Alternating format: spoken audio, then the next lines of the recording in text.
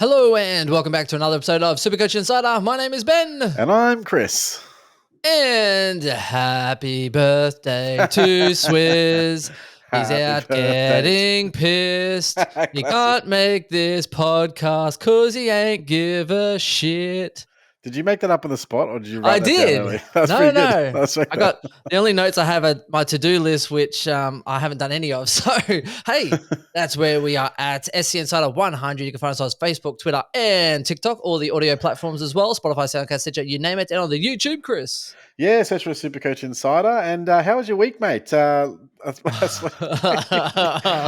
love getting up on a Saturday or Sunday morning and seeing a tweet from you being like, you know what, I'm just here to have fun this year because, it's just a write-off and blah, blah, blah, blah, blah, blah, blah. Yeah. You have, what is it? The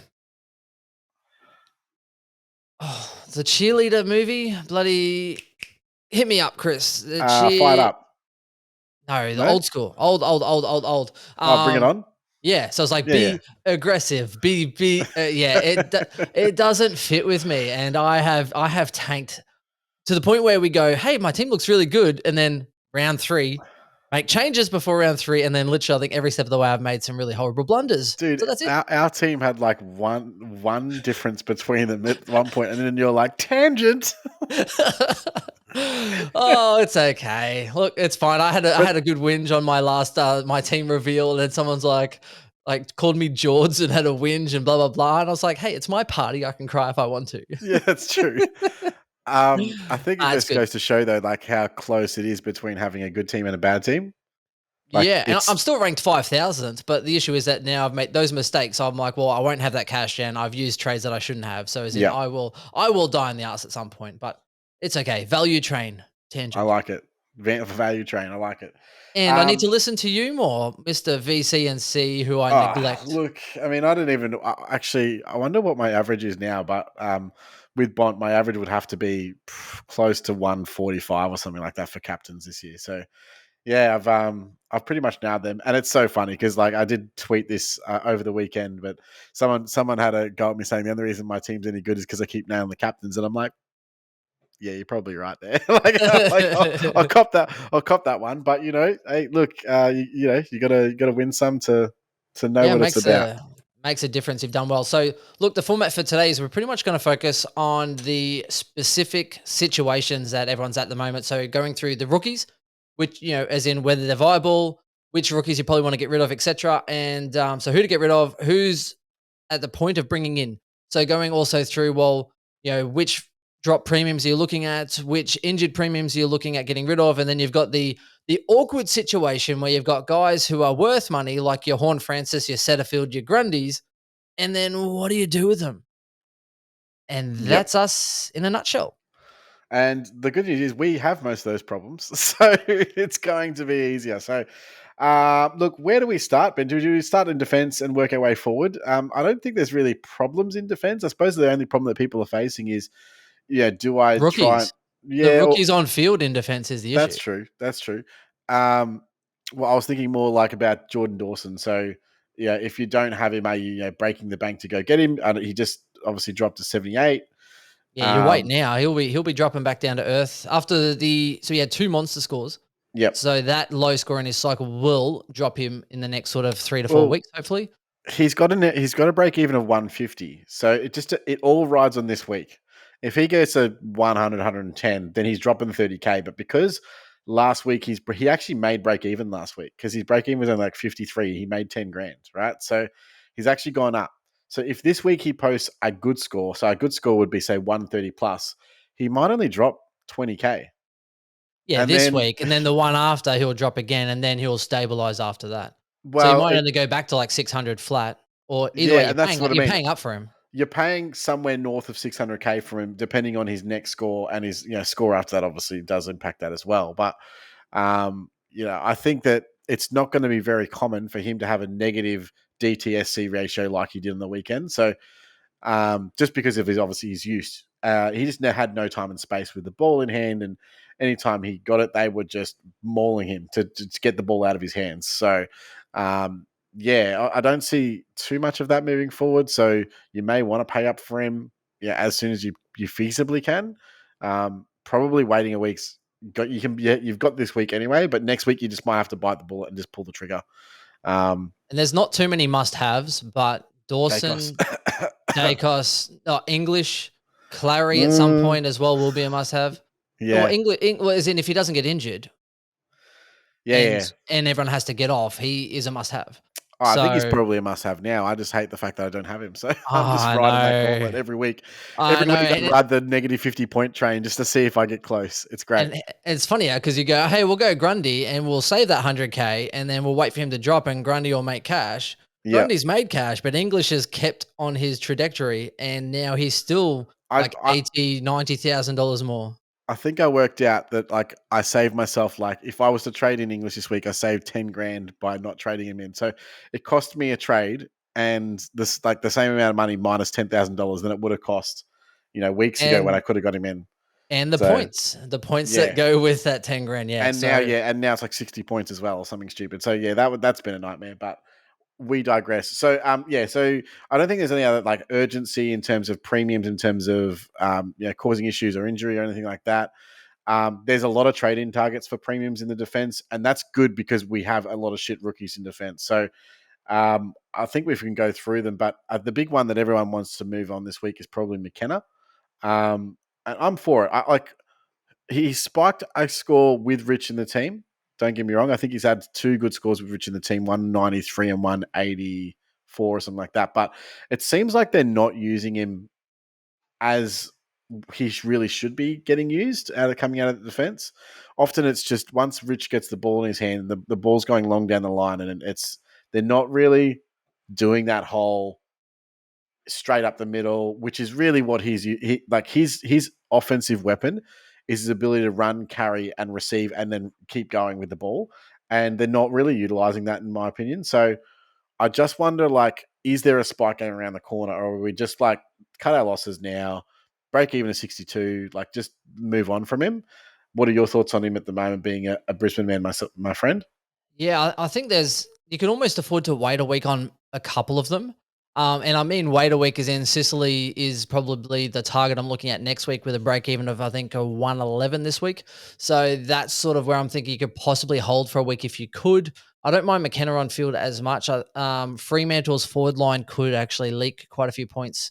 But the issue is more the game style of Brisbane at the moment and we've seen it, they're not accumulating heaps of disposals. And even when I think Collingwood played them, Collingwood had plenty of disposals. And the week just gone, I mean, GWS had plenty of disposals. You look at the scores, so many, Kelly, Cornelio, they racked up the pill. And then Brisbane, they go, okay, well, once they clear the ball, they're looking to go fast and direct at any possible opportunity to really isolate their forward options, which means that, like your Dunkleys aren't getting as many lead up marks or sideways, etc. There's not as many stoppages because they're going so direct. So it's sort of like they're in the middle and it's a little bit of the whole ping pong scenario. And because they're not going backwards and sideways and trying to chip around and accumulate, some of these defenders aren't even accumulating the amount of ball that they could have either. So if he's not the one that's actually linking up to run out of the defensive 50, then it's either going down the line or they're just trying to go really quick, which means that it's kind of negating Neil, it's negating Dunkley, it's negating any of these defenders' options as far as getting a lot of the pill. And you need touches to score. Yeah, and look, I'm of one that believes, someone's got to go. You know what I mean? Like you do have to upgrade your team. He's pumped out enough average scores that I just don't want to be just waiting around holding on to him, especially if I'm moving on to upgrade a defender. I think defenders are probably the ones that have dropped the most and the most appealing at the moment in terms of trading targets. So yeah, I'd be willing to pump him out. Others that I'd be looking at holding though, I suppose. So Jones, I know that he only posted 53, which was a bit of a salvage score. He had an amazing third quarter, but it has kind of reset his break even back down to 30. So you've got a 28 actually. So you've got another week with him to at least make a little bit more cash and maybe get another spike game. Stocker, even though he had a poor game again, you can still hold on to him. His break evens in the 50s as well. So I don't think I'd be trading him considering how consistent he's been. Guys that we'll see if you held Jinby, he's kind of reset his break even back down to the 50s, I believe, as well. Let me pull up Jindy. 53 break even. Yep. Yeah, so and he only lost 8K, even though he only scored 62. I'm not. He doesn't look nearly as good as he did in the first 3 rounds. I think he is kind of gassed. Like, his spread from the contest is not nearly as good as it was. He's not moving around the ground and demanding the ball in transition or getting marks. Like, I just noticed that all of his points come from stoppage, which either means he needs to tackle, get a clearance, get a handball. But when he does that, obviously he's under pressure. So it's not necessarily a clean, effective disposal all the time. Might just be a hack kick or whatever. Because he's not able to just get the ball around the ground like he was in those first couple of rounds. So he's also on some managed minutes. I noticed his time on ground was very low, especially in the first half. It only really went up once the sub was used. I'm not even sure that he wasn't necessarily a sub candidate at one point. So I do worry about him, but you've got a couple of weeks with him. The reason I held him was because I was scared of these rookie scores that we inevitably all got tanked with, and I was like, I'm going to hold him because then it'd be better than holding, say, a Wilmot on field or Cowan, which is what I would have had to field anyway. So I actually did make points there, but then I had to field Roberts in the midfield. I actually looped Roberts with Johnson. So Johnson pumped out at 35. I looped him with Green in the midfield because obviously I held Green for the weekend. I was like, well, Roberts will play there. That's fine. Then he pumps out 19. So boom. To be fair, Johnson's all about the pumping. He is, yeah. So with Roberts, we won't touch on this too much because probably when we get to midfielders, obviously, I think he's probably a hold anyway. Like, I know he's probably out 4 to 6, but you just really can't afford to be wasting trades on generating 20K. And you've got to just try and make money elsewhere. Like, unfortunately, like, he probably comes back later in the year, maybe around the buys, and saves us. So you don't want to be the guy that traded out Matt Roberts and he comes back in round 13 when we absolutely need him, or round 14 when we need him. Yeah, so we'll see about that. Wilmot, now he obviously has dropped his scoring since Rich has come back, and obviously he's moved a little bit back up to the wing. I notice he still does get around the stoppage at times, but he just doesn't get enough of it. What's your read on Wilmot at the moment, mate? Because he's got a break even of 38, so you could probably hold him another week, but he's not really making much more cash.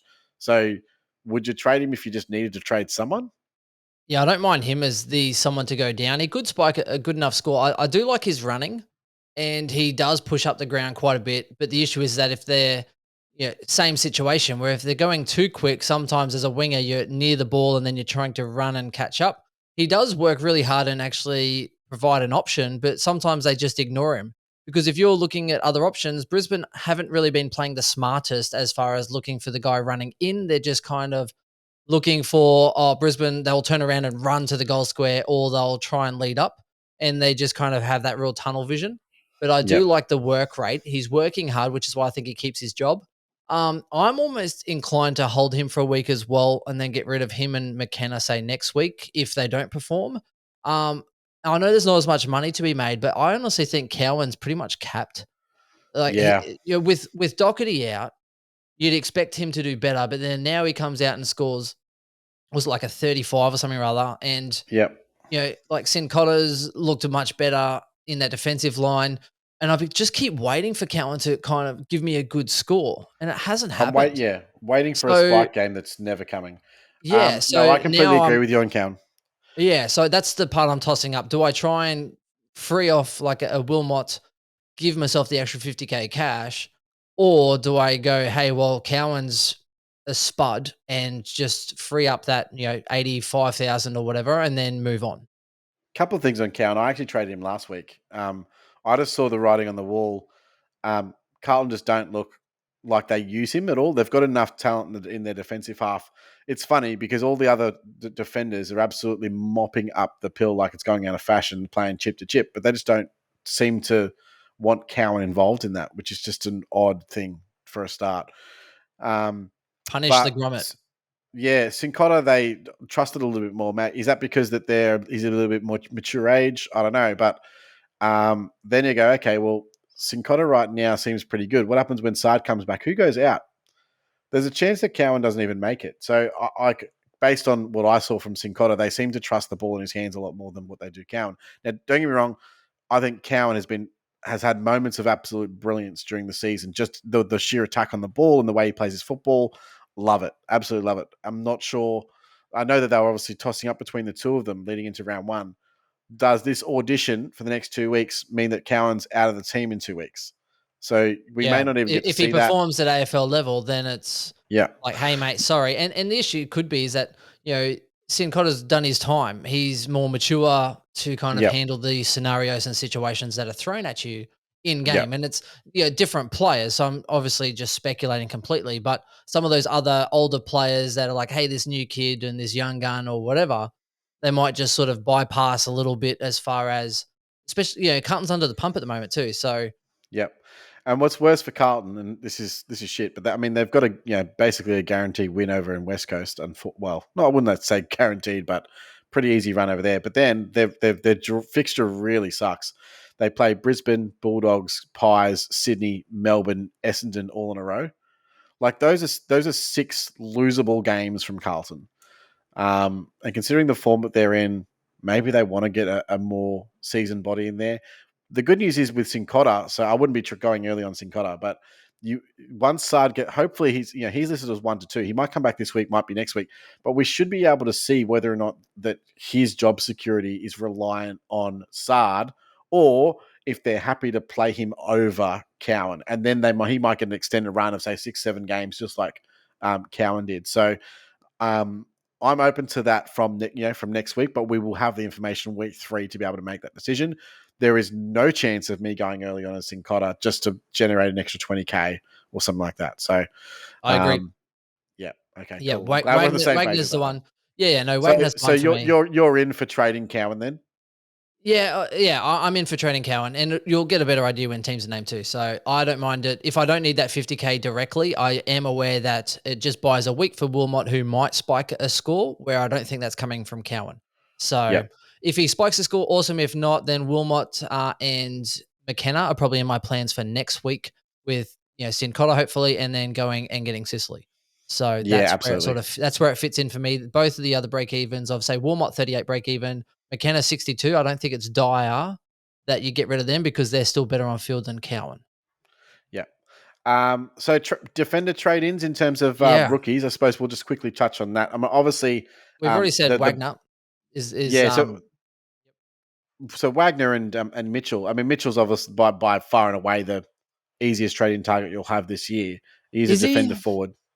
Yeah, I think so. Is he though? Like, as in, I've spoken to a few like Hawk friends and stuff as well. Like, Long's going out for for Day coming in, right? But when you have a look at oh, what's his name? Bloody the sub from last week. I can't believe Scrimshaw. Scrimshaw had like a toe Yep. injury last week, which is I think where where Seamus got his game from, right? So, Day was out and Scrimshaw injured his toe. Bang, Seamus is in. And Seamus has performed exceptionally well. So I'm trying to work out who Yeah. comes out then, because if they made Scrimshaw sub and now he's got a bit of game fitness, I'm a little bit worried as to where Seamus fits in. Yeah, and look, I think that the problem with any rookie that comes in now is that they're all sub risks because Yeah. they're all not best 22. So here's the thing: like this was Say that to Van Ruin, preordained, hey? right? Bloody Yeah, well, bane of that's my true. existence. But we all knew that this was going to happen. Is that after the first round of rookies, everyone that comes in is basically on borrowed time. So you can only make the best decision that you have with the information available, which is why we all jumped on Johnson and Roberts, right? Knowing that they were sub risks, knowing that their job security wasn't the best, but also knowing that they're the best of a bad situation. You just kind of have to, if you got to generate cash somehow, right? So that's what I feel like with Mitchell. If he gets named for a third game, his Yep. BE is Oh, that good that it doesn't matter. if he gets named, you have to. And it's Yeah. better than Van Ruin because Hawks are so bad. And there's no Yep. one really kind of forcing him out other than Scrimshaw, but they could easily reschedule some of their team. So if he gets named, I'm bringing him in. Yeah. I'm just a little bit worried about Scrimmy, but that's pretty much the only objection as far as longevity. But again, as we've Yeah. seen with Van Ruin, if they perform well enough, and Van Ruin was 2 to 3 minutes away from not scoring well and getting subbed out of the game and possibly being dropped, which is it's a fine line because I don't think Ben Brown and McDonald performed that well in VFL either. So the commentators are like, oh yeah, they did well, but I'm like, well, no, because Ben Brown kicked like 4 behinds and McDonald kicked 1-3. and they lost the game because they were inaccurate, and they lost the game because they didn't play well. So, it's a fine line. But if they have a low break even and they get a game, you just have to take a risk, because I didn't go Van Ruin, and next minute he's made like 100,000 plus. They now have a soft draw coming up, and he's in that side. So, yeah, 2 Yeah, to 3 absolutely. minutes, Mozzo. 18 Supercoach and subbed would have been possible.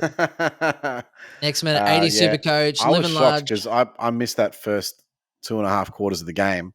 And then I was like, what's going on with Van Ruin? I was blowing up. Luckily I didn't have him on field. Or unluckily now, I He guess. nearly won Ab's Magic, or the Skodfather, against Supercoach Mama. And she was like, oh, loving life. He was on 18. Next minute, like goal, goal, goal, goal. It was Chandler versus Van Ruin, and she pretty much nearly lost it. Well, do you know what happened there? So they subbed out one of their rucks, who was Yeah. Ben Miller, and then they moved Bolter from playing on Van Ruin to Tyler Young playing on him, and he just tore Tyler Young a new one. Like, how bad would you? Okay, well, they lost. I would say that one of the reasons they lost that game was that substitution and that change. That's pretty crazy to What consider about that speaking went of defense? What backwards. about Sicily being on the bench when they lost the game? Oh no, Oh, that's cooked, man. That's yeah. Apparently, he that's was near the AFL bench. investigation shit. Apparently, he was near the bench and then went off for a rest, and then it just so No, happened the to be captain does not go off in the a end of close the game. game, No, and their no, best mate. defender. Their I'm best sorry, mate. defender. There's no way he doesn't know what's happening. He just goes off for it. No, don't laugh. That's Well, I did say honestly that how is to say you're tanking without tanking, but anyway, no. That's 100%. Like I think we all know that that they don't necessarily they want the top pick, right? That's fine, right? they've But you had can't close actively losses. tank in game. That's different. And that to me was like actively tanking in game. He was Just tired, my Chris. perspective. Nah, fuck You that. can't investigate being tired. I'll look at his time on ground and then compare it to the rest of his time on grounds for the past however many years.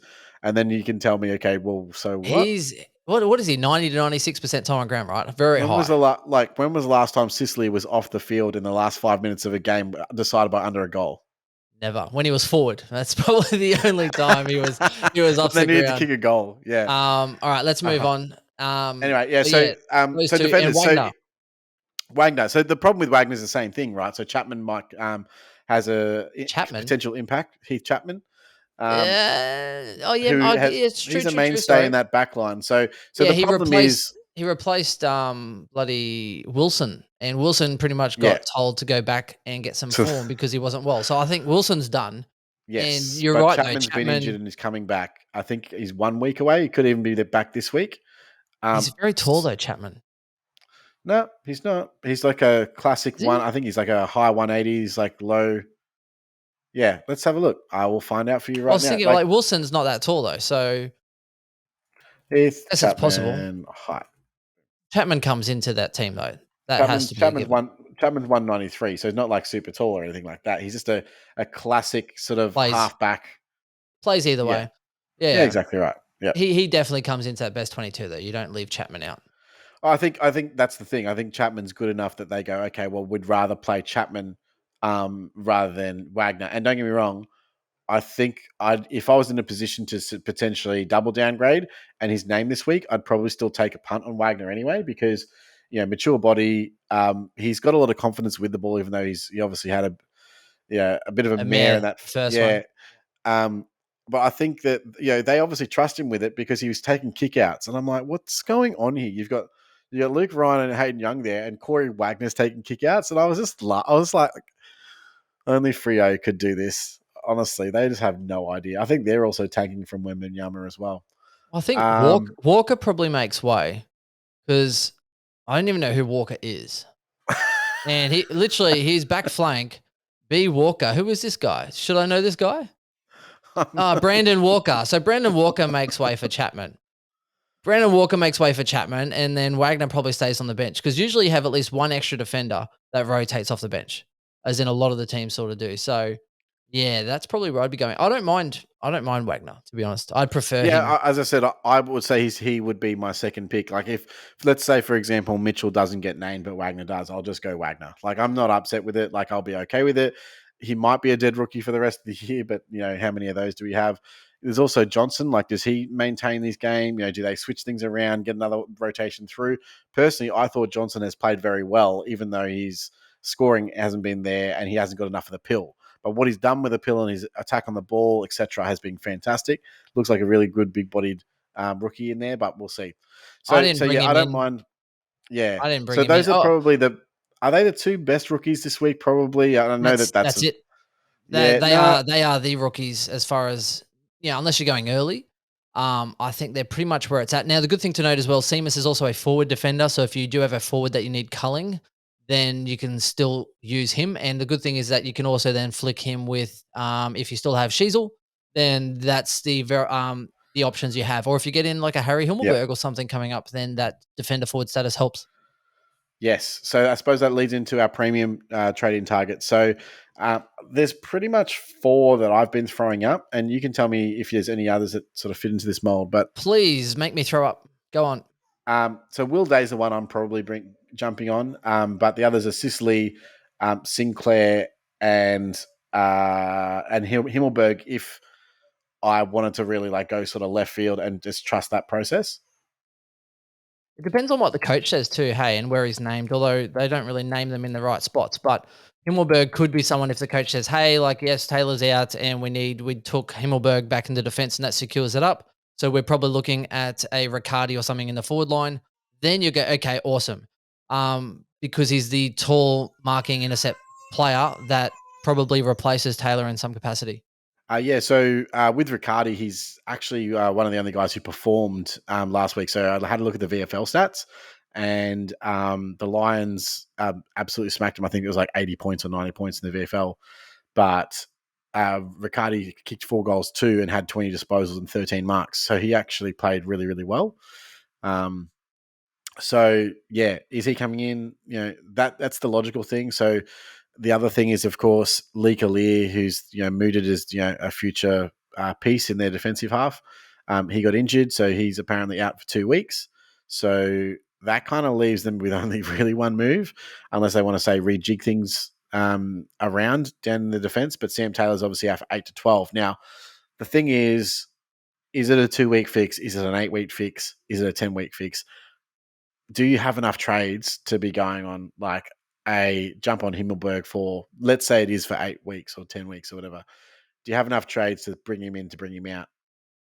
I just did that with Grundy for 3 weeks or whatever, and I'm regretting it hardcore. So I'm probably not going to be pulling that trigger because I just don't know what they're going to do. And it could be the old Tex Walker scenario of the last year. Was it last year or the year before? And it could also be with you 6 starting, weeks, say, so you starting someone like a Ridley, where it sounds like a good idea and I'm going to have trades. And then next minute, by the time he's doing well and he might make you a little bit of cash. And then you get to that point, and then if you have something pop up, something else happen. And that's And the then all same of a with me sudden, this week. yeah. Or you go, injury, or bad trade like Touk in, Roberts in, error, right? So user error. And then you get to a point you're like, oh, I actually don't have many trades now, yet I still know I have to get rid of this guy because when he changes role, he's going down, which is where we sit with Grundy, which we'll get into, but its role will dictate. So you're like, I got this guy in knowing that I'm going to have to get him out. Now he's at the top of the hill with a higher break even, and you're like, oh, the options that I want to get are still expensive, and you're stuck. So It the sucks. flip side to that is contract year for Himmelberg. Obviously, he's one of the highest, touted free agents this year. He's played okay forward. Don't get me wrong; he's not terrible. He's probably their best forward, but that's not saying much because he averages 10.7 touches per game and 1.3 goals per game. He's not exactly lighting the world on fire. Yet, as a centre half back, some would say, and some have said, and the coach has said, Adam Kingsley has said, when he went back there last year, he proved that he's a all Australian caliber centre half back. Is he an all Australian caliber centre half forward? I would say absolutely no way, nowhere close to it. So if I'm smart, and I think I'm pretty smart, and I'm a footballer who's a bit part forward, who I'm an important piece in a contending team, or a shit piece in a GWS that's not able to deliver the ball to him, what's my contract value worth as a forward? Now let's flip that. If I'm an All-Australian centre half back, what's my contract value worth now? Very different scenario. I would argue that he's worth much more in terms of a contract year, going behind the ball and showing what he can do there for the next however many games for the rest of the year. Let's say it is 8 to 10. And then he goes, actually, I'm going to play in defense now. That's going to be my thing. Me and Sam Taylor are going to hold this down, which is probably better for GWS. They've got the cattle up front. They don't really need him there. They really need ball movement, transition, and to get the ball from defense to attack better and cleaner. And he has one of the most penetrating kicks in the team. So, yeah, that's me personally. I mean, so that's my glass half full approach to that trade. If I had heaps of trades and I was like, look, I'm going to take a flyer here, do a double upgrade, get like Day and Himmelberg in, and like I've got the cash sitting there and I can get one premium up on everybody else. That's a move that can really widen the gap on other people that can only do a single trade or something like that, single upgrade. So it's ballsy, and not saying it would work, but that's a balls to the wall, abs magic, Abdul kind of trade. On the flip side, now if I'm cheap and I am GWS, if it's free, it's you. I'm playing him forward, so his contract's not worth as much. That's true. Like, hey, dude, contract talks to the end of the year. So you're only worth 1.3 goals a game. That's like 30 goals. I can get a VFL player for that.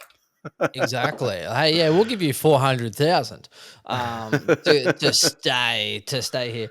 Now, no, I agree. And or he could just be saying, yeah, I'm happy to play forward, and then go, cool, I'm out. Because he said, I'm happy to play forward. I'll do for the team. And we had a talk, and he says he sees me playing forward, and I agree. It's like, cool. Well, 6 more games of data says you probably aren't enjoying life, mate. Like, because you need to go and play to your strengths. And I mean, Sicily tried to be forward. No one remembers Sicily forward. It was painful. So I think there's definitely some scope there. I'm interested in him. If you have a draft league, I'd be very interested in him as well. That's pretty much where we're at. We need to move on because the defensive line, it's great and all. Who else is on your target, or is that it? That's your hit list? Yeah, so Will Day's obviously coming back from suspension. I think he's going to be good enough to be, say, a D6 option. I think he probably averages anywhere from, say, 95 to 105. So not a lights out selection by any chance, but he's also 100K cheaper than the other guys that we're talking about in, say, Sicily and Sinclair, who are both averaging about 100. And they're both sort of roll capped right now. Like I looked at Sicily's stats again from the weekend, another 11 marks, another negative DTSC ratio, another game where he's going backwards and sideways more than going forwards, and limited kick out opportunities. And I'm just like, is he really going to be averaging, is he really 110 plus? No way. So what is he anyway? 95 to 105 anyway? Is that where we see Sicily for the rest of the year? Okay, well, if that's the case, you may as well get Day for 100 grand cheaper.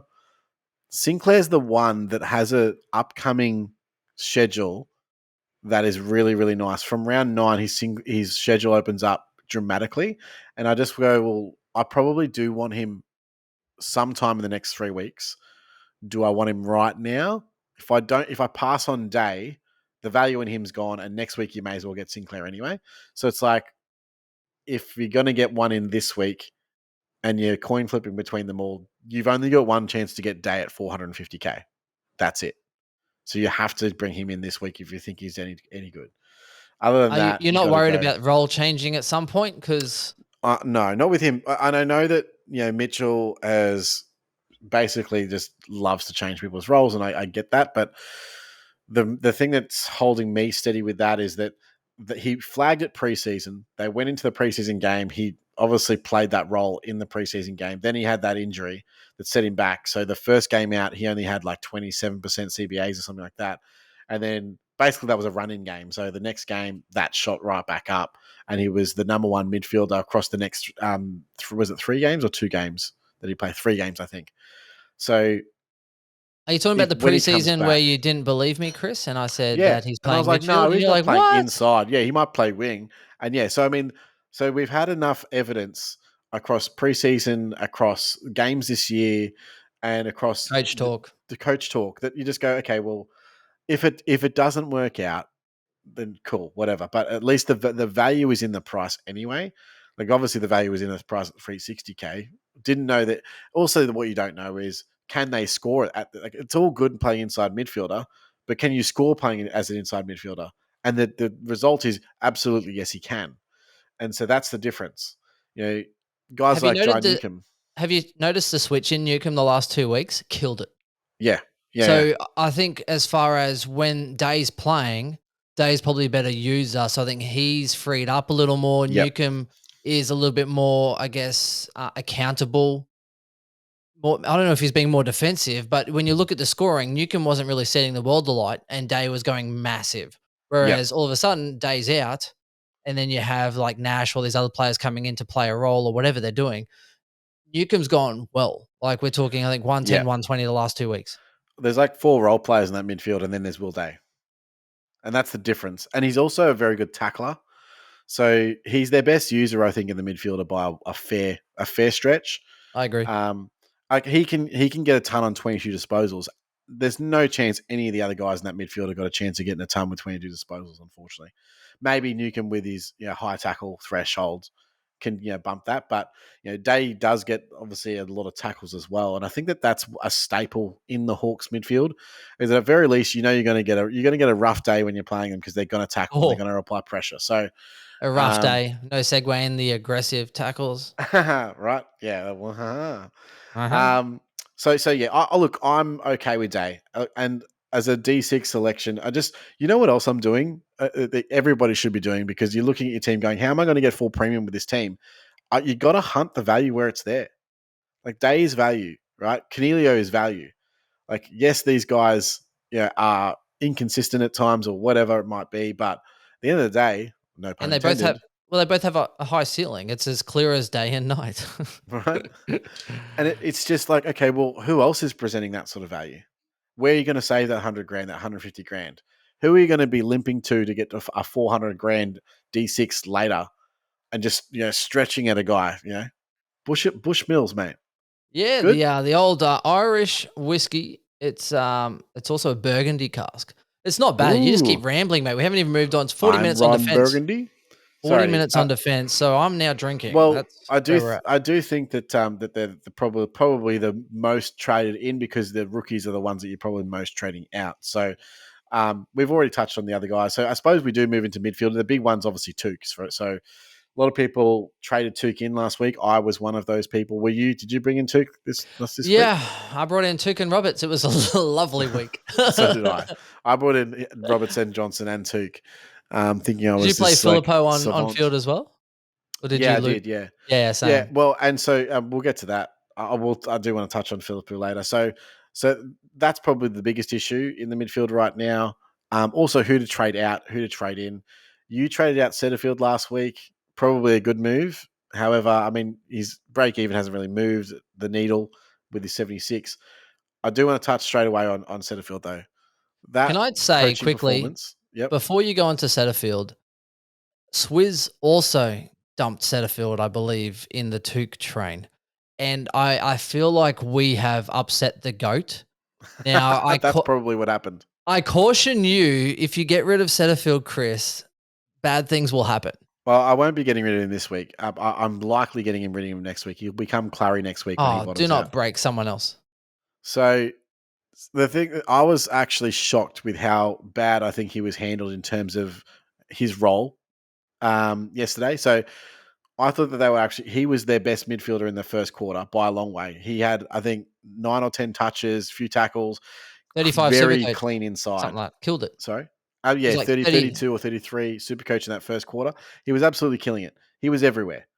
And then his role shifted. Now, his role shifted a few times as well, which is annoying. So he basically became a wing floating, a defensive wingman, was in at stoppage at times. But when he was in at stoppage in the CBA, he's taking men on either Tom Mitchell or Jordan De Goey. And when he was on De Goey, he killed him on the spread. Absolutely. There were times where I'm like, Setterfield and De Goey are basically, running next to each other. De Goey knows he's going to. I know that I can see that he's going to receive the ball, and just Setterfield just can't go with that. Those pacey players. That's not his forte, right? They stuffed it up from the get go because Pendlebury gave them a bath in that midfield, and that was the matchup. It should 100% have been Setterfield against Pendlebury. I don't know. Like, that's the most obvious matchup that I could have a look at. Then Pendles isn't going to beat you on the spread. You could Yeah, obviously Parish negate and him Titch, inside. Yeah. Like, and then that's, Sheezel on like someone with pace on to yes, go. He might have been better. that's exactly. So Paris should have been on Titch. You should have had Shield on De Goey and just gone, all right, shake hands. Who's going to get the most out of their attacking mid? That's what I would have done, and then negated Pendlebury at the stoppage. All of a sudden, you've leveled the playing field in the midfield, and I just went, what is the purpose of trying to stop De Goey out of the centre bounce? Like, he's not the best. Don't get me wrong, he's an all right clearance player, but he's not the best centre bounce midfielder in that team. I would say, not even close. So yeah, I just thought that was bad. And then what happened was when Laverty went off injured and then eventually got subbed, they actually moved Setterfield behind the ball. And I was just like, what are you doing? He ended up with 58% CBAs because Hobbs took all of the CBAs in the last quarter and he was not around the ball. And then they just got, and you wonder why they got smacked. Well, because the GOAT wasn't playing midfield. So, you've only got one person to blame. I'm not saying it's the GOAT. I'm saying it's maybe the coach. And that's what I want to say. Yeah. Speaking of De Yeah. Goey, on that segue, 511,000. Did he go up this week? Yeah, I think he got 110 or something, 111. Kicked a couple of goals and had 20 odd, He's 20, kicked. He 25 odd. scores well when he kicks goals. I think there was a game he didn't We said score. that. Yeah. However, there was one game he didn't kick any goals, got like 3 behinds and scored a 130 odd. So Yes. where do you sit as far as, because the top echelons aren't screaming out like they normally do. No. Now there's value where you go, hey, soft draw after coming into the bye, Merritt, Parish, these guys you would assume to go 110, 115, maybe in the soft run. Is it hard to ignore? Because I've been telling everyone don't go to Goey, and then he just pulls down another 110, but again, still kicks 2 goals. But at what point, I feel like it's almost my luck where I say De Goey sucks, don't get him. Day doesn't have the body to handle a full season in midfield, and he'll probably also go 100. Yeah, there's a few things to just break down with De Goey that I don't love him as an option for a few different reasons, but one of them is his body's never been reliable anyway. So invariably he's going to cop a knock and be out for a couple of weeks. That's just De Goey in a nutshell. I think he's Or an illness. right. Yeah. Which, yeah, 100%. So his body's unreliable. His scoring's unreliable. He needs to, as we've seen, he needs to kick goals to sometimes crawl to a decent score. And we've seen in the past that he just has games where he can they have a really low floor and he just butchers everything. Is this year a year where he's completely turns it around? The one thing working in his favour is the way that the Pies are dominating Supercoach scoring. So they're the number one Supercoach scoring team over the first 6 rounds. So, and I think the number 2 team is Essendon, which was why it was a weird round on the weekend. But yeah, so they take up more of the pie than anybody else, which means there's more points to go around. So they get more scaling because they're also winning, et cetera, et cetera. So those, the actual model of Supercoach works in De Goey's favour. He does a lot of things that are impact, et cetera. So do I think he's a top anything midfielder? The only reason that he might be is because midfielders suck this year. That is literally it. So do you want to jump on a value mid like De Goey? Maybe. But I think there are better options with better scoring history, with better injury profiles. And a better ceiling. Yeah. So, no, not for me. I mean, No, me neither. I I did am. see someone tweet and reply to a comment to a tweet from like 2 weeks ago. And then someone calling him a pod. I'm like, mate, he's 13% now. That's not a Yeah. pod. A lot of the top Like 1% do have him. Yeah. yeah, not a pod. No. I don't consider 13% a pod. No. And look, I just don't see. He's not a guy that's going to kill you anyway, right? What's he going to average? Best case scenario, 110? Where Which is is where we feel like, say, a Tom Green can average. Like, I'm not exactly upset about it. I just like, that is what it is. We'll deal with that as it comes. So, out of all that, I would say there are some midfield trade-in targets that I'm looking at heavily.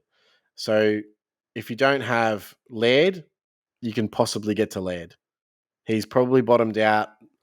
Is he going to be? He's not. A lot of these guys don't have break evens. It's going to blow you away anyway. Like Laird's not going to blow you away. Even if he goes 150, he might only go up 10, 15K. Like whatever. No one really cares. Break even of 103. So I think generally it's about 5K per 10 points over, isn't it? Yeah. So if he goes, say, 150, then that's like he's about only going up 25K. 20. Yeah. Yeah. But that's still up to that's up to 660K. That's a little bit then. So at the moment, 634K with 100 break even. What's more impressive with Laird, though, is that the fact he did have such a poor first game. And then you look at his average, he's actually averaging you 111.5 for the season. Yeah. Considering he stunk it up with a 50 in round one. Five round average is like 124. So if you consider that as like what is going at, you know, that's not too bad. He's not having a terrible year. Imagine those that he's got not rid of having him. a year like last year, but he's not having a terrible year. I think the addition of Dawson, the extra attention that Dawson's now getting, has helped him considerably. Considering his tackle numbers down and his efficiency is down, and so there are quite a few categories of which Laird's not excelling, but just his ability to purely rack up the pill and have little to no attention now means that he's able to maintain that somewhat. It's almost the Titch factor where he's getting lots of the ball and he's the one that opens them up. So he gets the hard ball and then opens them up, but he's not really damaging with his disposal. Generally, it's the guy that he gives it to that can be damaging with that disposal. So I don't mind, as far as Dawson getting attention, because Dawson can get the ball and also damage you on disposal. Yeah. So it's like if Laird gets it, give it to a butcher. Don't give it to Dawson. And if Dawson's getting that hard ball, well, then you want to snuff him as soon as he gets it. Because the other thing is, of course, Adelaide are actually pretty good as well. Yeah.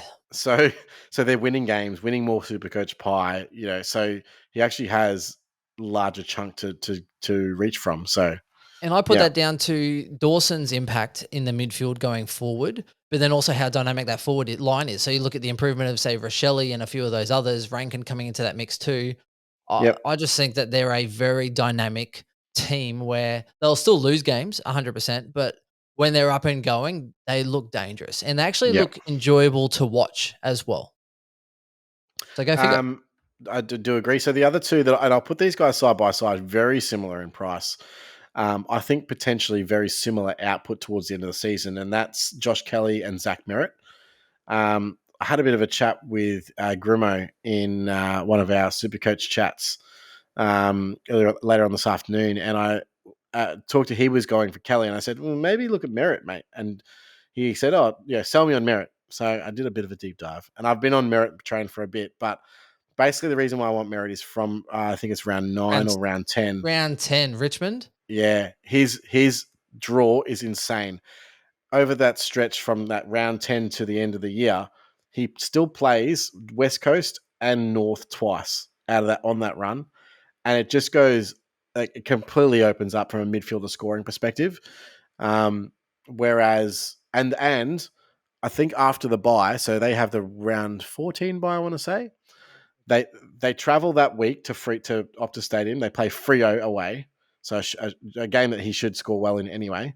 And then after that game, they only travel one more time outside of Victoria, and that's to Giant Stadium in round 23, which means that he has, basically a however many game run, I think, in that gap. So what's that? Like a 7-game run in Melbourne. One of them's at Geelong. But outside of that, there's 4 or 5 Marvel games in a row and the G and so everything's working towards Merritt's favour in that regard. Now, what we do know as well, Merritt's a back half season merchant, absolutely has been for 3-4 years. I just see a different Merritt this year. I honestly think that he stepped it up, and Essendon have too. They're winning more of the pie. He should be able to average more. I think he's only averaging 107 at the moment.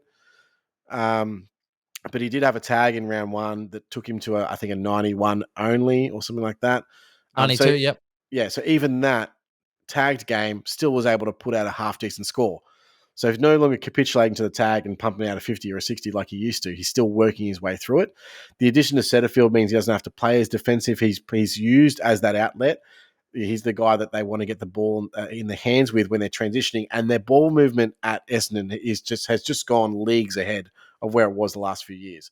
So I love Merritt as an option. That's who I'm probably doing. Josh Kelly, just the role. He's just paramount CBAs. He's just going to get it and he's going to score. And as well, I think you're kind of over onto the Kelly train at the moment, but both of them, they might average similar. Let's say 115-ish, you think? Maybe a bit more? I think Maybe a Merritt bit probably goes a less? bit more. Kelly maybe not so much. Did well this week, just gone. Didn't do well And the week before. the thing with the Giants, they've already had their good run, Yeah. right? So their good run was the start of the season.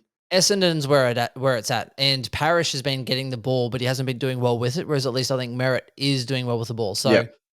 you can also include. So I know it's Richmond from round 10, but Brisbane Lions showed him zero regard last season, and he got like a Yep. 150 odd. So his average against the Lions is 114.5. Yeah, mids against the Lions are actually going pretty well. So. Well, because the Lions are just letting them rack up the pill too, Yeah. which is just crazy. And Lions are like, okay, well, we'll just give you the ball, and then once we turn it over, we'll just go fast. Yeah. So, yeah, go Now, figure. I like Merritt in as an option yeah, for Touk, or just an upgrade. it's my number one option, and that's And he's who 4%. I'm getting in. Yeah. That's called a pod, ladies and gentlemen. 4%. Yes. So he's my number one option. Obviously, the danger is that this week they play Geelong. So that's not the great fixtures. But what I've said to myself is that, okay, I want him for round 10 at the latest, potentially round 9, right? So when's my next opportunity to get him? Next week, I have to get Clary in. Like it's a priority trade in. Clary's going to obviously drop down. He's got a 172 break even, I think it is, or 174. So you can't jump on, even if you wanted Clary this week, you can't jump on him. I know that he's playing And North then and you he have, could go say, 174. Sicily next week, possibly as well. Yeah. So then it's like, when do you? Because Zach Merritt's break even's 87.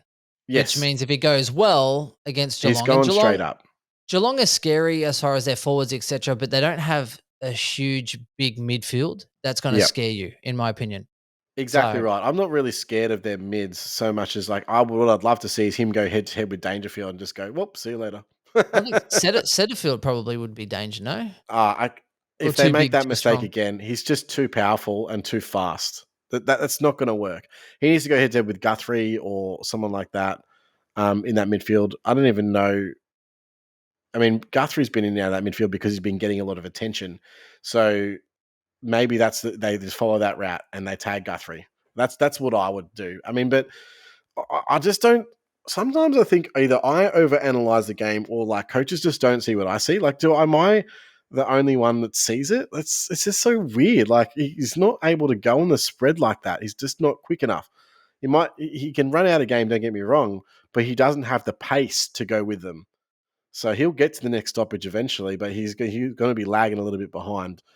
It's almost like they're searching for answers and they just go, oh, this guy's been doing really well. Let's just put him here and hopefully that'll do it. Yeah, well, Danger will kill him. In Danger's current form, Danger will absolutely ragdoll him. That's a bad matchup. I'd be licking my lips if Geelong they line up him next to Danger this week. It's just like him against someone like a Cripps, great. Tom Green, great. Those are the matchups, the big inside mids that aren't going to kill you on the spread. That's what you want. But yeah, someone like a Danger with that inside outside burst is just not. That's not who you want. DeGoey, not who you want. It's not going to work. So my number one is definitely Zach Merritt in terms of trading options for the same reason that I was trading in Day. If it's not this week at his price, then what? In 3 weeks, you're paying 600 plus K for a guy that you want. I don't like that option. So that's why this week makes sense for me. I was upset last week I wasn't able to get him because I would have loved to have get him for the Anzac Day game instead of Touk, but obviously being suspended meant I couldn't get him, so I kind of get a reprieve, and now I'm locking that in. Well, that's the brutal part of this because you look at someone, you go like, Touk, I like his buy. They've got a soft draw, so I'm like, if I want to have him buy his buy, then and I have a soft draw, then if I want him for his, that later before the buy sort of period anyway, because they have such a good buy, Geelong and Gold Coast. So I was like, well, I just have to, I was like, so I just have to get him now. Like that was the logistics. So that was the right call. Like I think a lot of the guys in the top 1,000 did the same move. So it was the right call to get him. It's just unfortunate what happened. I nearly made him captain, Chris. Oof. I know people that did. I had when Rough Touk, scenes. so when Laird hit 130, I think it was 129. I was like, okay, so I just switched it across. And then later on, I realized that Laird actually scaled backwards and then got a 126 or whatever. And then part of me was like, oh, would I have taken it if I knew it was 125, 126? Right? Whereas 130, I was like, oh, I've just got to take the 130 and take the 40 odd point loss or whatever I was taking, 50-point loss on your mate, bloody Yep. Bontempelli. So yeah, shout out to Spiller as well, mate. He made him captain. I made him a little Yep. memento. Poor Spiller. So moving across to some rooks that you want to maybe get In out that of. in that midfield mixer, if you do have Touk, are you going, if you don't have a Canelio, are you Mhm. going Canelio and freeing up the cash, or are you going Merritt? I'm definitely going Merritt, and there is a method to this madness. I think a lot of people will be in the same boat here, so this is probably a good conversation. I was just hoping to save it for the forwards, but that's No, fine. well, we're okay. My apologies, but I was speaking for myself at this Okay, point in time. Selfish no, reasons, Chris. this is fine. It's fun. You know, our podcast generally they start in this way and we go this way, so it's fun. It's like a movie. You Um, start at the end, you work your way back to the beginning, and then you work your way back to the end. Yes, we're back in Act 2. So the problem with trading in Canelio is not necessarily Canelio. I think that he's a valid trade in target. However, um, there's a big change that just happened, and that's Max Gawn. So Max Gawn is now, I think, as of this 34. week, 34% forward time, meaning that the likely scenario is he probably gets forward DPP, which could mean that he might be by far number one forward or around that sort of 110 mark. Let's say that he does what he did last year and goes, 35, 40% forward and still averages, what did he do? 114 or something last year, right? That would put him as the number one forward right now. So I think Dunkley and Sheezel, 110, 111 or something like that between the two of them. And they would be, 2 and 3. So that has really curbed my thinking. The other thing is, of course, I want ruck cover, and I was looking long term. I was looking like way further down the track and going, okay, well, I'm probably going to want Darcy Cameron back if I want ruck cover, right? But would I prefer 500k to spend on Darcy Cameron in 6 weeks or 500k to get Max Gawn next week? I'm probably going to do that. So to me, I'm looking at this is my next week's trades. I've already kind of sorted. Hopefully, fingers crossed, everything going well. Is that I'll go Grundy to Gawn next week, and then at least the worst case scenario, get Gawn. He's serviceable for the next 3-4 weeks until round 11, isn't it? So End of was round it 4 or 11, yep. 5 weeks? Yeah, 4 or 5 weeks. And then Gawn becomes F6 or whatever that may be, and then I upgrade to a premium rack from there. So still taking value where value presents, still trying to maximize points on field, and that's the way that I'm going. So I can understand other people's routes, and everyone's got different teams and things like that. But that has put a hold on me getting Canelio because I already have, Taranto, Dunkley. Taranto would be the other. I think he's F1 at the moment. Taranto, Dunkley, Rosie, Goulden. So Goulden could be one that luxury trade to Cornelio, for example. Like if I had the trades, I'm potentially looking at say Goulden to. I think you could almost sideways that. I mean, is that points positive? Probably, but does anyone have the trades for that? Not at the Probably moment. not. The other thing to note as well, Petrarca was 34% just at the change. Oh no, he was a forward eligible, I think, just before the change, maybe around that 34, 35%. And then I think he was forward. And then the round of the change, so round 5 had mainly midfield and dropped him to 34% forward. So Yep. we lost out by 1%. And then the week just gone, he then also played a lot of midfield and is now down to 31% forward.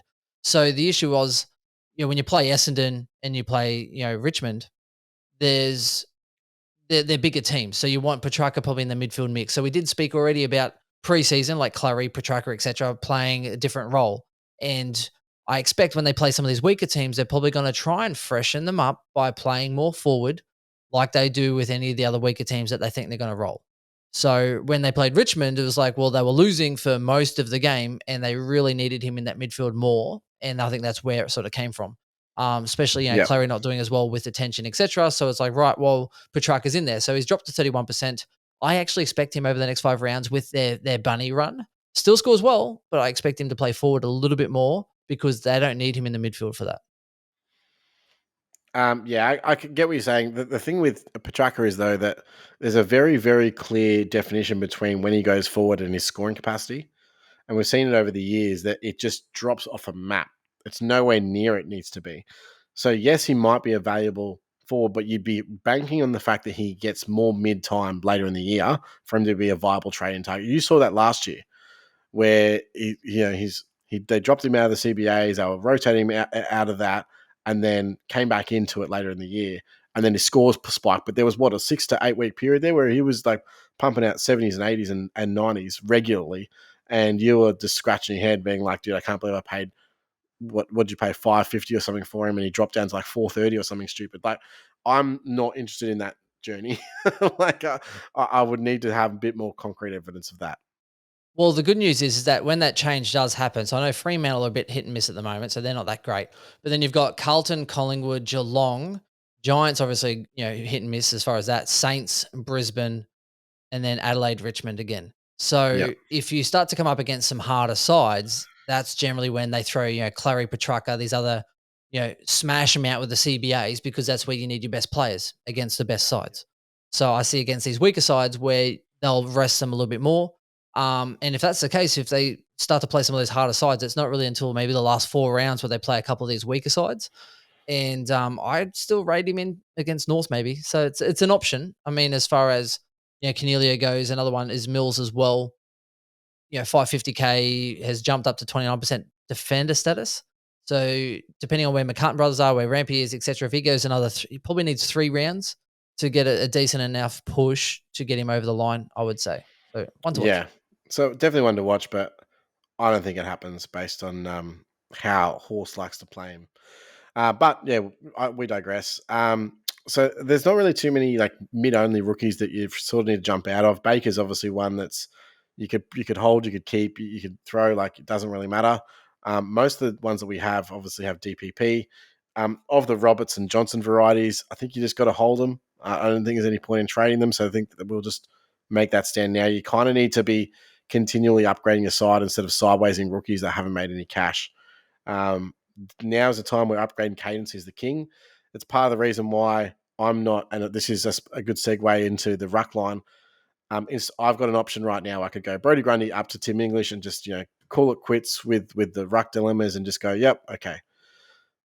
Does that solve my problem? Probably not, because I then can't upgrade to the players that I want with the remaining cash. So I don't get to upgrade this week if I do that because I've spent my cash upgrading Brodie Grundy.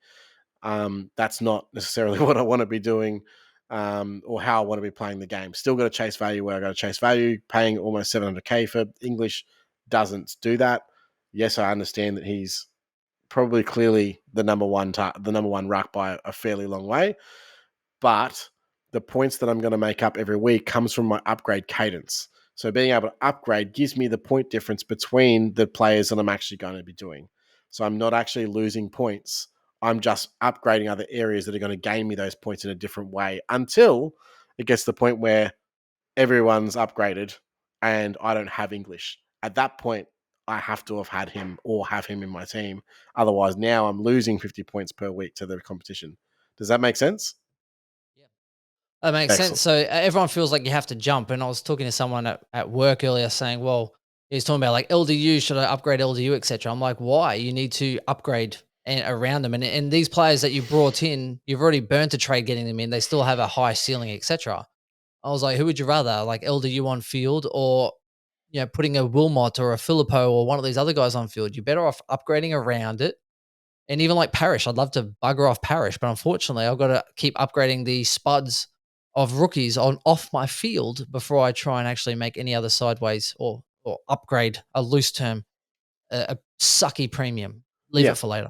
No, exactly right. So look, understandably, if you got Grundy and you've got the cash and you can still make an upgrade and you can do all that, then go ahead, get English, because that's almost like a double upgrade in a single week.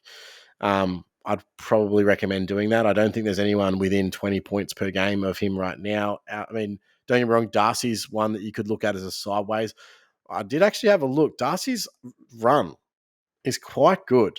Like, they still play, I think, West Coast twice, which is obviously a bunny side for Rucks. Let me have a quick squeeze. Once, you mean? They can't play them 3 times in a year? That Have makes they already played them 0. once? Oh, yeah. So Yeah, they they've still already have. yeah. That's right. Yeah. So they still have the one game against them. Sorry. So let me have a look at his Do you ruck run. even Just pull know it up the here. game, Chris? Yeah. 3 times. So Big O this week. Then they've got Hawks, obviously. So should be a really good matchup for him. Sydney, if Laddams is still there though, Hickey, I think has He did started play. playing in the VFL. Yep. Geelong. So sometimes Geelong put up a fight, sometimes they don't. Then Melbourne, Richmond. So who's racking by that stage? GWS, Flint Sanity, Essendon, Dogs again, which he already proven to score against. I don't know, Chris. There screams a 50 in there at some point for him. Yeah. So he still plays the Hawks twice, West Coast again, and Sydney twice. So depending again, so Hickey's a big reliance on that in terms of the ability to negate scoring. But yeah, he actually has. If he's going to be able to stay fit and stay on the park, there is a chance that he rivals Tim English for that number 1 spot. I don't know how close he can get, but he is obviously cheaper, which does help. So he is currently Sean Darcy $603,000. So almost a sideways from Grundy. So if you don't have the cash, you could definitely go to that direction. I think it's viable.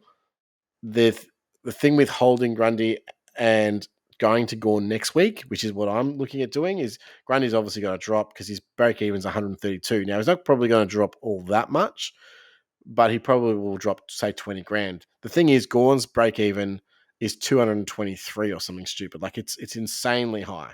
So regardless of what Gawn scores, he's going down. He's already dropped a hell of a lot of money. I think he's down at already 577. So he's already a downgrade option. I think he's tipped to drop another 60K in a single week. So Do you think he gets rested this week or not? there's a chance that he does, yeah. Well, on a 5-day break this week against North, they And he may just played go, like 85, 86% time on ground as well. yeah.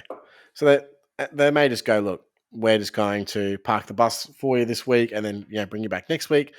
In which case, obviously, Grundy gets another chance at a good score again, and then you can reevaluate next week or in 2 weeks' time. So there's options for both of those. But I do think that that's probably your 3 options. So you've got English, you've got Darcy, and then you've got Gawn in once he drops. So those are really the only 3 that I would go. Outside of that, I think you're kind of clutching at straws for an option. I agree. So I think we've already touched, Canelio and the forwards. I do want to touch on the rookies. So the first one, Philippou. I'm out of Philippou. And did you watch the game? No, I didn't catch as much of this as I wanted. I was expecting a bit of a price, well, a rise from him with the suspension of old mate. What was his name? The other forward, 102K forward. They got rubbed out. Anyway, yeah. Community, yeah. Yes. Yeah, so no. So Membry came in. So that was basically a like-for-like replacement. But what's happened is, so often he was that sort of half forward pushing up around the stoppage, or he did get quite a few CBAs. That's gone. Steele's come in. They've completely reallocated everything. Now, Steele didn't even have that many CBAs this week. They did try and ease him into the game. Philippou played, I would say, 90% forward. In fact, I'm going to bring up his heat map because I was just shocked He every touched it a time. little bit though, but he just didn't seem to score. No, that's just classic. Like when the thing is with Philippou is that he's good when it's contested, like in the contest, and he makes good decisions, and he creates time and space, and that's He got his his ball on value the to the wing. team. He got Yeah, his ball on the wing, Chris. I'm bringing it up now. Hold on. 13 disposals, 3 contested. 13 disposals, man. Really? Yeah, mostly uncontested. 5 turnovers, so pretty much butchered it when he did have it. 4 marks, low time on ground, I guess 80 out of 40. So what's that? That's 2/3. So what, 66% around that, 66 to 70% time on ground probably. No. 178 meters gained out of those Yeah. disposals. So lots of handballs. I did have one clearance from a stoppage. And yeah, some inside 50s, but yeah, not great. I'm out. Only I'm out had of the pick. only had two disposals inside the forward 50 as well. Yeah. So I'm completely out of the pick. The thing is that the way that that Saints transition their ball, so when they are transitioning the ball, is that the forwards do push up to the wing. So he may have been playing deep forward, but being up in the wing and then transitioning back and just not getting any impact for the forward center. And that, yeah, no, I'm completely out of the pick, out of it. I've watched a couple of the games. I did see some of the game on the weekend. And I also feel like they're going to others instead of him inside 50 anyway. It's almost like they're kicking past him or they're kicking to someone else instead of him. He's not the main target. No, he's just he has to He's win just all of his there. own ball.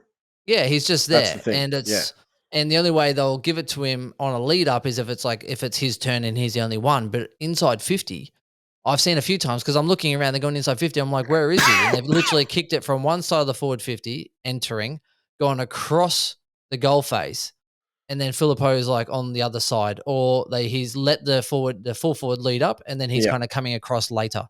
I Like thought. they're just not going to him. I think late in the first or second quarter, he took a mark. Basically, like I think it was almost like just before the siren. It was like maybe 48, 50 out, and he's gone back and yeah. I think he had no other option but to go for goal, and he completely shanked it and kicked out in the full. Like I was just like, oh man, you could not be more annoying right now. But Hey, it he was just on 40 at halftime last week. Not the one just yeah, gone. and yeah, I mean even last week, he was on 55 at halftime, and then ended on 67. So yeah, I'm out of the pick. I'm trading him out. I don't want to field him anymore. I don't want that. And yeah, I'm just having a look at his CBA attendances. Give me a look because It'd be 0. no, he was no. I think he still had one. No, oh no, Okay. absolutely zero. So he'd been floating last 3 weeks. He had 21, 14, and 9%. Now that's not a lot, but that's an indication Something. that that's his role. He's playing that sort of half forward, pushing up around stoppage. Dropped to 0 this week. Um, just yeah, and then they had 42% with Sinclair, 42% Hunter Clark, Gresham had 29%, Seb Ross had 42%. Sorry, Seb Ross had 58%. Steele had 42%, and then Brad Crouch with the most at 88%. So That's interesting because Steele had like 88, 90%, didn't he, in preseason? So yes, yeah, ease and him so in. that will be it. So over the next couple of weeks, you'll see that. That's what I mean. I think it's just only going to get worse. I don't think there's any more like mid time for him. So the roll's going down, which means I think that there's more 30s, 40s, on the horizon, and that spike score that we were hoping for, that's not coming. It's not. So yeah, for me, I'm out of that pick. Van Ruin's obviously one you can hold. Chandler's obviously with that 85 and that easy run. You want to hold those two.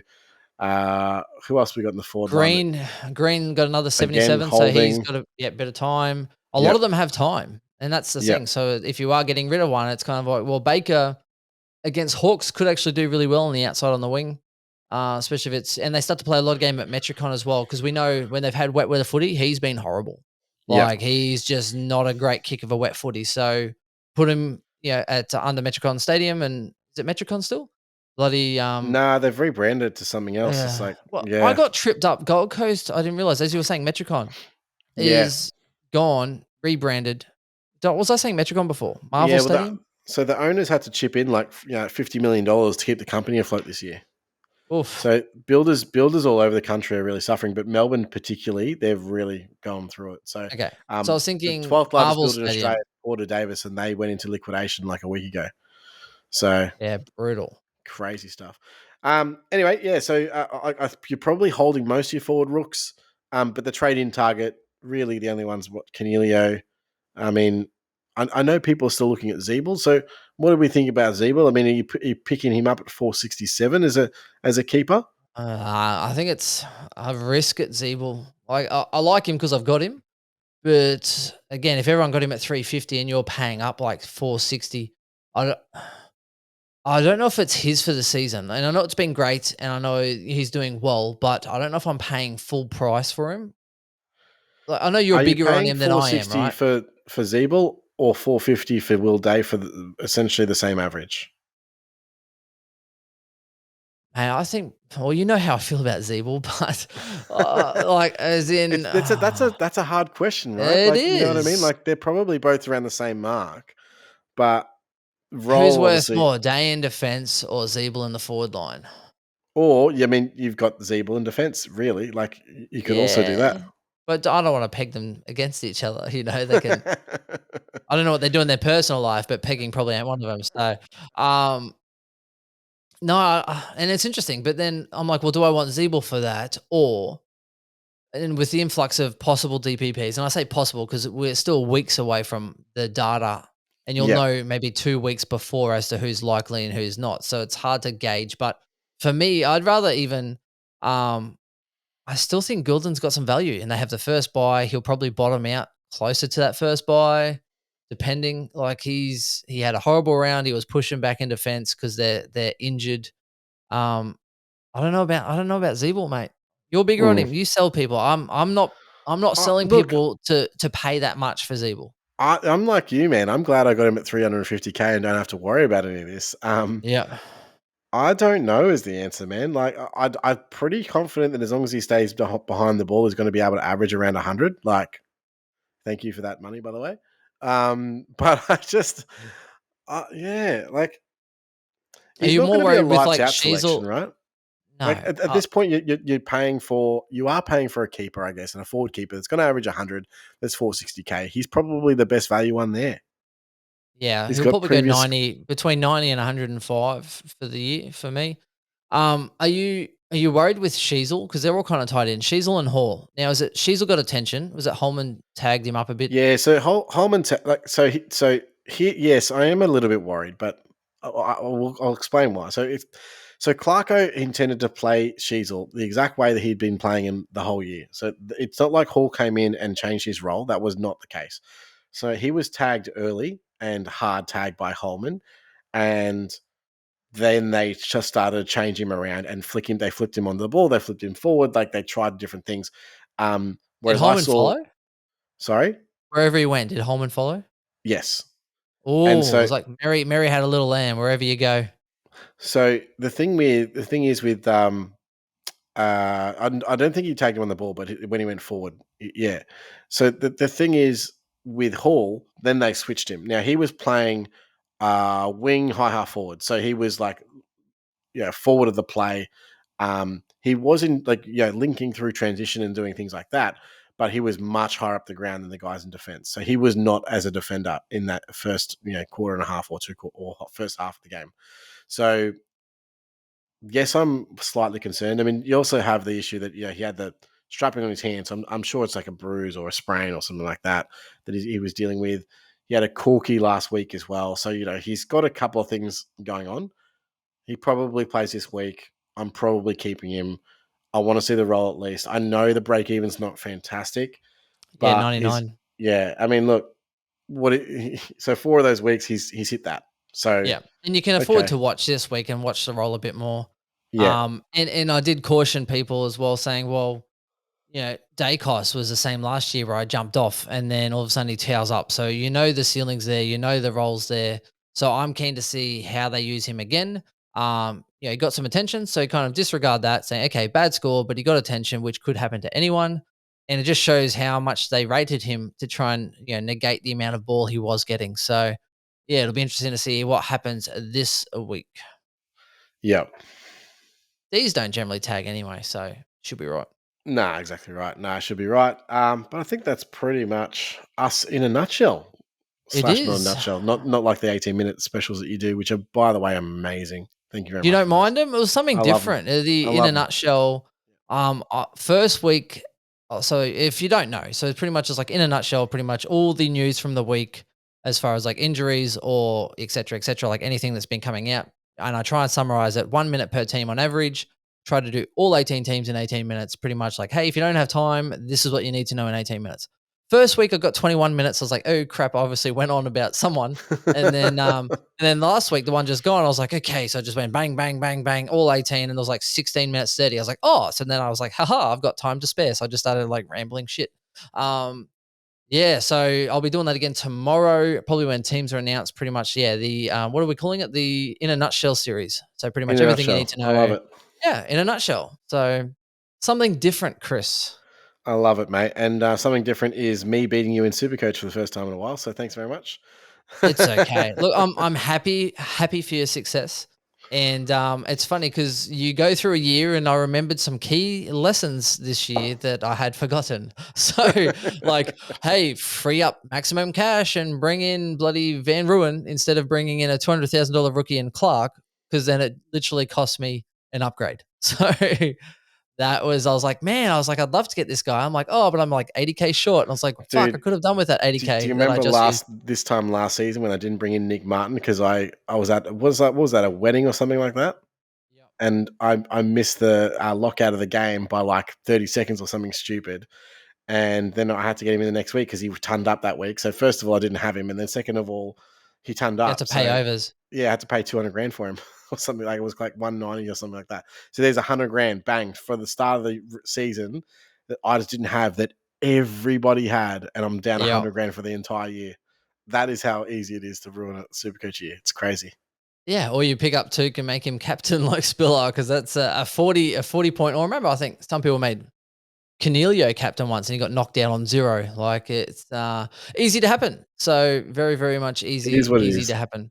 Yeah, it is what it is. Look, we have fun with it, but yeah, definitely some nice little Supercoach learnings that when things go well, sometimes you forget some of the That's true. basics on how to do it. But and the good thing is, in the final thoughts, before you tell me captains, because I'm going to listen to you this week, is that big?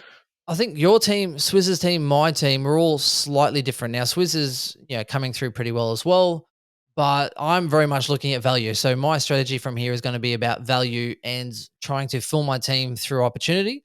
And whereas you guys are definitely going to be probably pushing the higher ranks, in my opinion. So the good thing is that you can find someone who resonates with how you're going in your team and then get those other opinions as well. So I think that's why people like listening to our team pods, Chris. Absolutely. All right. So VCC, mate, I think is where we're at. So I think that part of the reason why I've had to really nail my picks is that I haven't been able to fall back on, say, a Tim English or a Clayton Oliver. So I've really had to sort of think outside the box in terms of um, what how to actually get that. Now, having said that, this week the most obvious is going to be the same, which is going to be Tim English into Clayton Oliver. So obviously, Bulldogs play the Hawks, so pretty good from a ruck perspective, and then the game directly after is Melbourne versus North Melbourne. So that's probably going to be the number one, I would say, by a long way. Um, Again, the Dogs do have. You could go Bont in that game, and that's probably where I'm going. Bont at Marvel probably is the VC that I'm going to go. Um, Again, I need someone that's going to at least rival, say, a 130, 140 score. So that's going to be my big variance ability. And yeah, the more people that jump on English, the more people that are going to VC him. So you kind of hedge at my points making in that way. Um, as a captain option for me, I'm looking further down the week, and I'm probably going Dacos against the Crows. So the one thing with that, and the last game of the round, obviously, which is sometimes you don't like doing that in case there's a laid out or your captain's laid out or whatever it may be, and then you don't have any other option, especially if you don't even have a player in that game. So you just literally have to copy your VC score. There's every week going to be conjecture about, is someone going to tag Dacos? Is someone going to tag Dacos? Is someone going to tag Dacos? And if they are, is it going to have an impact at all in his scoring? Because we've seen people tag him now once or twice and nothing's happened anyway. Adelaide so far haven't shown the propensity to do that, but they do have the ability to do that. So they could do it with, say, Ben Keys. Is Keys good enough to tag Dacos? I don't think he's going to be anywhere close to him in terms of running ability. So for me, I would probably, if I'm Adelaide, I would set up to do what Brisbane did 2 weeks ago after quarter one. Try and block his runs and try and get in his pass for handball receives and things like that. That's how I would try and stop Dacos. However, right now there is not a better player in the competition in form outside of potentially Tim English in the entire competition. And I would say he'd be leading the Brownlow by an absolute shit ton. I think he's got at least 3 best on ground so far this year, and he'll be picking up 1 and 2 votes in a lot of those other games. I think So, they're saying probably 14 votes could be what's happening oh at the moment man, for him. I'd love to see what his odds are right now for Brownlow odds, because And yeah, the funny thing is that even after the game yesterday, they said commentators were like, "Hey, so people watching in, they're trying to ask like, what's your role?" And they're like, "So what is your role?" Because and he's like, "Oh, look, yeah, it could be confusing for some." But he's like, "But obviously, I'm labelled as a halfback flanker." He said, "However, I will go into CBA and do some pinch hitting there. If they need some more impact on the scoreboard, then he'll push forward of centre." And the whole thing is well, they try and which has happened against Brisbane. They need goals. They push him forward of centre, kicks a goal or two. So if there's no one better to try and change the dynamic of the yeah, game than Dacos. So all it meant is that he just then had free run to pretty much, hey, like, by the way, follow the ball or whatever he was doing, push forward and see if it impacts. And if not, then everyone else will cover you behind you anyway. So that's where he it's kicks the 2 goals. it's unique for someone with such a team-minded philosophy to have such an approach towards a single player of get the ball in Dacos's hands. That is the entire team mantra. I reckon they have team meetings about it. I reckon at the start of the season they came together, and on the whiteboard he goes up, "How are we going to win this year?" And he puts up Nick Dacos's name in lights and just says, "This is how we're going to win. We're going to play him in this specific role. No one else is going to play this role. He's going to literally be able to go wherever he wants. And if you see him, you will give the ball to him. And that is how we're going to win games of football." I I've never seen something like this. I don't think and it's so unique to us watching it and to punters and to the media and everything like that. That's why it's so fascinating, because people can't quite grasp how he's able to do this with the system not really suffering in terms of a lack of defensive accountability. He just burns them completely the opposite direction, and he gets much more benefit from the forward gains and his ball use. And I Uh, think the one thing that was spoken about as well is even the work rate. Like I know people might talk about, oh, oh, not defensive accountability, but then when you see him, and even then the commentators are saying, well, where do you finish in? Like you must be winning time trials in the preseason, etc. And he goes, oh well, it's easy when you see a ball. He goes, I just go after the ball, and but no, as in he will chase it. So even as it goes downfield, he doesn't stop working. He pushes down, and his work rate's really yeah. high. His And the ability to get funny from thing contest to contest is ridiculous. Yeah.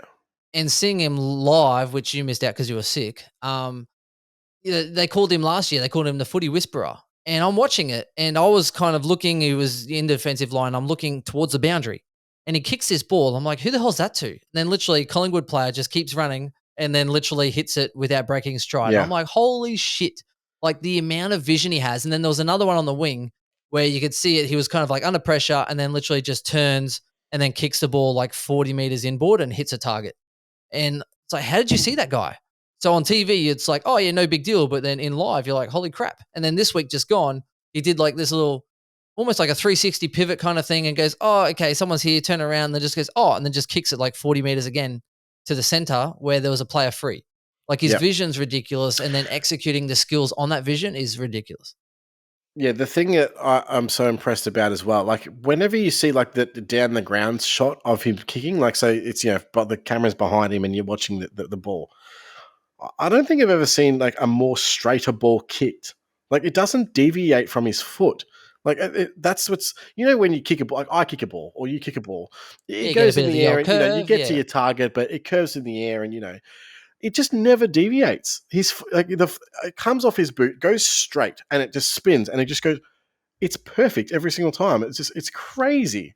Yeah, yeah. So So you're looking at like ball drop, you're looking at yeah, biomechanics as far as like all the hinges and everything else moving in a straight line, at the like speed that he ridiculous. goes at, Yeah. I just I haven't seen anything like it personally, like from in football, and I've watched football for decades, and I just can't tell you that there's anyone near him in terms of ball use, work rate, ability to find the pill and use the pill. Like it just doesn't like there's no one that comes close. There are better footballers out there, and I'm not saying that he's like Gary Ablett esque in terms of his ball winning ability. He's not the same type of player. But wow, yeah, I'm looking forward to the next 10 years as a Collingwood fan. So, woof. Anyway, I'm glad that we Yeah. had a 5 minute chat on how good Nick Dacos is, because that Look, last quarter I've been I've yesterday been was just unbelievable. I've been skeptical for a while, but when you watch him, you just can't hate him. Like, you really can't. And I Oh, know some people are trying, and they're trying to hate, but, he'll get to a point where he'll play pure midfield. And even he said, like, hey, after the game, he's like, I want to be a pure midfielder. And he goes, I do he'll get understand there. he said, I do understand when I become a pure midfielder, I'm not going to get as much ball. But he Yeah. goes, I hope to have more impact. His averages will with the go ball. down, yeah. But the thing is, like, so even at quarter time yesterday, I think Lee Matthews, who I respect a lot, but he just got this completely wrong. So I think he had 11 touches by quarter time, and he said, yeah, but only 100 and something meters gained, so he's not really hurting you with his possessions. And then the fourth quarter happened, and then he's just like, wow, Lee's got to eat those words, right? Yeah, 3 quarters later, he just showed that was the most impactful quarter of football that I've seen in a long time from an individual player. Oh, I don't know. Have And you seen Horn Francis? That against fourth Brisbane, quarter he had? Was it Brisbane, the fourth quarter he just tore him to shreds? Yeah, I think it was actually. Yeah. Thanks for that, Chris. Thank Yeah. you. Thank you. Well, the difference with Horn Francis is that, when he kicks the ball, he just sort of shins it forward and hopes it goes to a target. And if it does, then yay, points. Well, it's because he was a shin boner, right? Like, Of that's course, that makes part of sense. the kicking. The kicking technique at North is to pretty much try and hit it high up the leg, and then get an erection. Is pretty much North's philosophy on kicking. So Chris isn't listening. It's okay. Yeah, sorry. Anyway, all good. Yeah, no, I agree. Sorry, my partner's currently picking up food, and she's like, "What do you want?" And I'm just like trying to like text, and yeah, it doesn't work that way. Did you say you want the Dacos special? You pretty much, I want That's it. everything.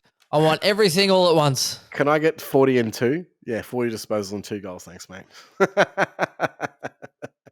There's not many players that do 40 and 2. I was saying it was like No. like American football. No, basketball where you get like the triple. Was it triple double? Yes. Because I was Yeah. like, well, he Well, had. LeBron had a 2020 game yesterday, which is like in a playoffs game, which is just like he's never even got 20 rebounds, which is ridiculous. But I was going to say yeah, 2020. goat's So gonna there was no one watching, is what you're saying. yeah, exactly right. All right, I think that probably rounds us out. So yeah, any additions that you want to make to the VCC? You like those options or? I think I'm going Bont into Clary, unless somehow I do burn some trades to get in English. So yeah. Yeah, fair enough. I agree. Nice work. All right, Easy guys. Well, done. thank you very much. Easy dubs. Talk to you soon. Chris, you're doing your team pod today, I tomorrow? will. I'll do it tonight. Yeah. Okay. Easy. So you can double down. I did mine before Chris came on the line. So you check them out. We'll talk to you soon. Cheers, guys. Alrighty. Bye.